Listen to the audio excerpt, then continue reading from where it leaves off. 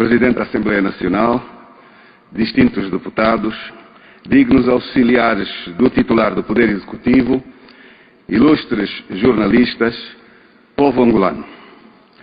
A declaração política do Grupo Parlamentar da UNITA é essencialmente um balanço dos últimos 4 anos de governação do Presidente João Lourenço. Por isso, a mesma vai ser desenvolvida em 6 partes principais, sendo a primeira sobre o enquadramento geral, a segunda sobre o balanço da governação na perspectiva do Plano de Desenvolvimento Nacional 2018-2022, a terceira sobre se a Covid serve para justificar tudo, a quarta sobre as causas da trajetória inversa à geração da riqueza, a quinta sobre uma síntese da governação e, no final, uma conclusão.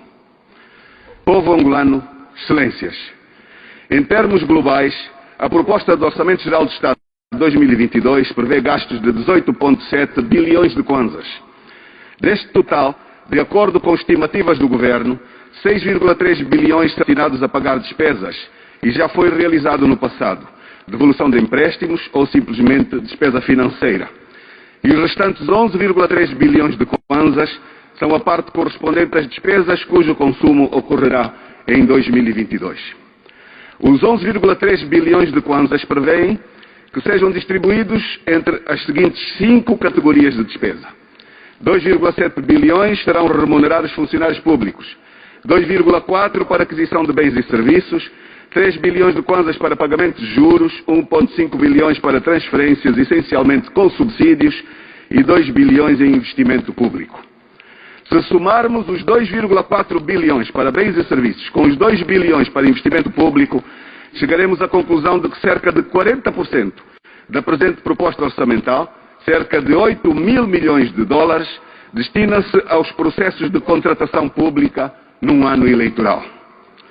Estamos, sem sombra de dúvidas, diante de um orçamento essencialmente eleitoralista e que encerra o atual ciclo político com fortes sinais de corrupção, tendo em conta o monstruoso montante num contexto em que a contratação pública ocorre de maneira simplificada, isto é, ocorre numa adjudicação a amigos e sócios, em prejuízo do país.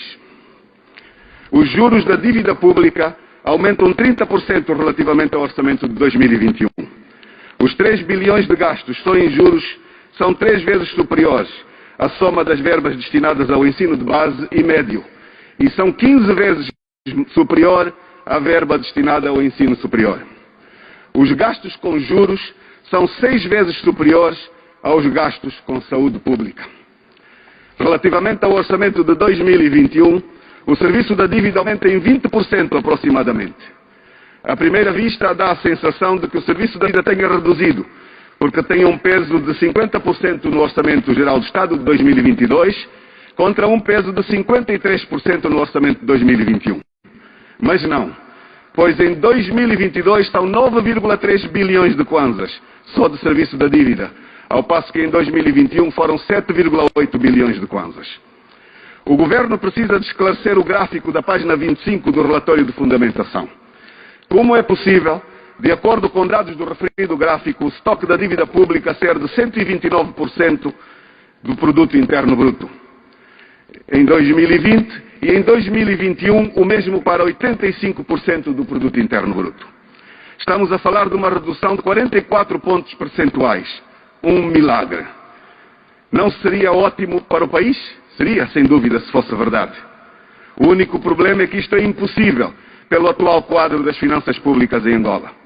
É que isto seria o mesmo que o Governo afirmar que em 2020 terá havido em Angola um excedente orçamental único na história económica universal.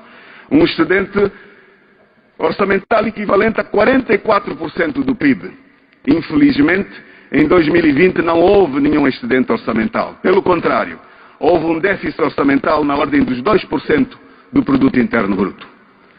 Impõe-se um esclarecimento imediato do erro que o Governo terá cometido em relação a uma variável tão fundamental como é a dívida pública. Esta variável é um termômetro que permite saber qual será o comportamento dos rendimentos ou salários das famílias e as ameaças que os empresários correm em termos do lucro dos seus investimentos. Pode determinar a vinda ou não de determinado investimento estrangeiro. Permite saber o que o futuro reserva em termos de aumento ou diminuição da taxa de imposto numa economia. Como é bem sabido, o Orçamento Geral do Estado não é um objetivo em si próprio, mas sim o principal instrumento que um governo dispõe para promover o desenvolvimento. Para tal, procura-se promover um crescimento económico sustentável, capaz de retirar a pobreza através da geração de emprego. Um maior índice de desenvolvimento humano é o objetivo central. Uma vez que o Orçamento Geral do Estado 2022 é o último do atual ciclo político e é o que restava para avaliar a atual governação à luz do seu próprio programa de governo, o atual debate sobre o Orçamento Geral do Estado é fundamentalmente um debate de balanço. Balanço da governação, PDN 2018-2022. O mandato do atual Presidente é marcadamente depressivo economicamente e repleto de pressupostos económicos equivocados. Quando olha para as previsões que o PDN 2018-2022 faz em termos da principal variável macroeconómica, o PIB, constata-se que em média anual, ao longo do mandato, o governo do Presidente João Lourenço erra 4 pontos percentuais na previsão do crescimento económico. Aliás, não devemos esquecer-nos que, a quando da apresentação do seu primeiro orçamento do Estado em 2018, previu uma taxa de crescimento económico de 4,9%, mas no final fixou-se em menos de zero, ou seja, menos 10,1%. Foi uma margem de erro de 7 pontos percentuais naquele ano e que tem sido assim para o mandato como um todo. O PIB é uma variável representativa da geração de riqueza e o facto de ela ter assumido taxas negativas ao longo destes 4 anos diz-nos que estamos num processo sistemático de destruição de riqueza, de geração de emprego e aceleração da pobreza extrema. Isto explica muito bem a grande crise social que reina atualmente em Angola. Sobre o Covid-19, serve para justificar tudo. O ciclo político e económico passado, 2013-2017, se comparado ao ciclo 2018-2022, facilmente se poderá refutar o argumento oportunista segundo o qual a Covid-19 explica parte significativa do insucesso da atual governação. Nada mais infundado. Aliás, o próprio slogan da proposta de governação na altura era um reconhecimento disso mesmo e uma penitência, ainda que não sincera, de ser mais para distribuir melhor, era o reconhecimento de todos os erros cometidos com a abundância dos petrodólares. Durante o exercício do PDN 2013-2017, não houve Covid-19, mas ainda assim, o desvio entre o programa económico do partido do governo e a execução verificada foi monumental.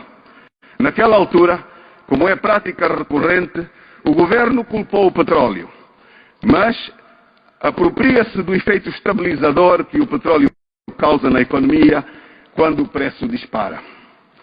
Ainda naquele mesmo período, a média anual do desvio em termos de previsão de crescimento económico foi de 7,5 pontos percentuais.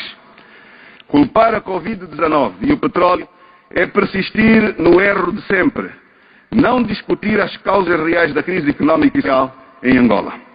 Enquanto isto, este paciente chamado Angola vai se agravando porque tem recebido tratamento na base de um diagnóstico errado. Importante partilhar que a Covid-19 até permitiu ao governo transferir parte substantiva do pagamento da dívida para 2023. Falo especialmente do serviço da dívida para com a China. Infelizmente, o governo tem olhado para o facto como uma poupança, quando na verdade está desde já a penalizar o próximo ciclo governativo, que poderá nem ser seu. Em relação aos credores internos, houve uma imposição destes comprarem a sua própria dívida no da maturidade. Isto é, na fase em que deveriam ser pagos e ser remunerados, eles foram obrigados a pagar, ou melhor, a comprar a própria dívida. Este é um outro fator artificial para esconder os riscos de default, de falência. Causas da trajetória inversa são da riqueza. Um país cujo PIB ou riqueza cresce a um ritmo não superior ao ritmo do crescimento populacional não tem como atingir o principal objetivo da política económica, gerar riqueza através de um crescimento econômico acelerado, de longo prazo, impulsionador de emprego e capaz de retirar as famílias da pobreza. Sucede que, ao longo do mandato atual, a população registrou uma média de crescimento anual de 3,2% e o PIB situou-se abaixo do zero, taxa média negativa de 1,1% ao ano. Ao longo do mandato atual, a economia tem refletido um acumular de pobreza, ano após ano, e de maneira bastante acelerada. Ao atual ritmo de crescimento populacional de 3,2% ao ano, a única forma de reverter esta situação é a economia gerar taxas de crescimento econômico significativamente acima de 3,2% e por variadíssimos anos ininterruptos. Para tal, precisa-se antes de mais promover reformas políticas e económicas que propiciem ao país um marco elevado e que, por sua vez, determina a capacidade da economia a gerar poupança doméstica e externa, acumular capital nacional e estrangeiro, acumular tecnologia de produção, incrementar os seus níveis de produtividade e ocorrer uma valorização natural dos salários como consequência. Infelizmente, está mais do que demonstrado que o partido no poder não é capaz de implementar tais reformas, pelo facto das mesmas conflituarem com o seu espírito hegemónico do poder. Aliás, o maior paradoxo enfrentado pelo partido no poder resulta do dilema entre liberdade econômica e manutenção do poder. Sucede que este dilema só pode ser ultrapassado com a alternância política, que, uma vez tornado um processo regular, convida a estabilidade política fundamental para o processo econômico. Síntese da governação.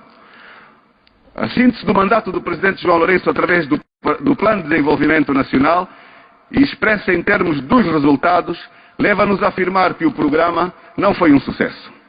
O que chamamos de variáveis objetivo da política económica não só expõem com toda a transparência o incumprimento dos objetivos esperados da governação, como também evidenciam a trajetória oposta aos referidos outros. Se não, vejamos. Do ponto de vista da pobreza, o Sr. Presidente João Lourenço prometeu reduzi-la de 36% para 25%. Contrariamente a isso, aumentou-se para 41%, sendo que até 2022 tenderá a crescer. Em termos do desenvolvimento humano, o Sr. Presidente João Lourenço prometeu operar transformações profundas, forte investimento na educação, na saúde e elevar o poder de compra das famílias, ao ponto de retirar Angola de listas de desenvolvimento humano médio para a lista de desenvolvimento humano alto até o fim do seu mandato. Sucede que, tal como se pode constatar, tal não ocorreu. Como não devia deixar de ser, ou como não podia deixar de ser, falou-se do emprego e tornou-o numa proposta bastante ambiciosa, sem, no entanto, importar-se sequer com as reformas políticas necessárias para viabilizar a economia. Prometeu gerar 500 mil novos postos de trabalho, quando, paradoxalmente, e segundo o semanário Expansão, só no ano de 2020, o setor formal da economia perdeu 537 mil postos de trabalho. Conclusão. Com um balanço governativo tão desastroso, percebe-se o porquê que o Partido de Estado não tem nenhum interesse em discutir questões de desenvolvimento. Porém, o que não se pode admitir é que tenha de chegar ao ponto de subverter, sem peso algum, o papel das instituições num contexto de Estado de Direito e democrático, tal como a Constituição estabelece. Sem rule of law e sem liberdade de imprensa, a governação e a sociedade como um todo fracassam, particularmente em sociedades multiculturais como a angolana. Quanto maior for a diversidade, maior é a necessidade de se consolidar a democracia, para se libertar a força criativa de cada indivíduo na sociedade. Deus abençoe Angola, que os nossos heróis e mártires do 11 de novembro de 75 nos inspirem maior devoção à causa da liberdade, da independência, da dignidade, da justiça social e económica, cada solidariedade e de prosperidade. Obrigado a todos.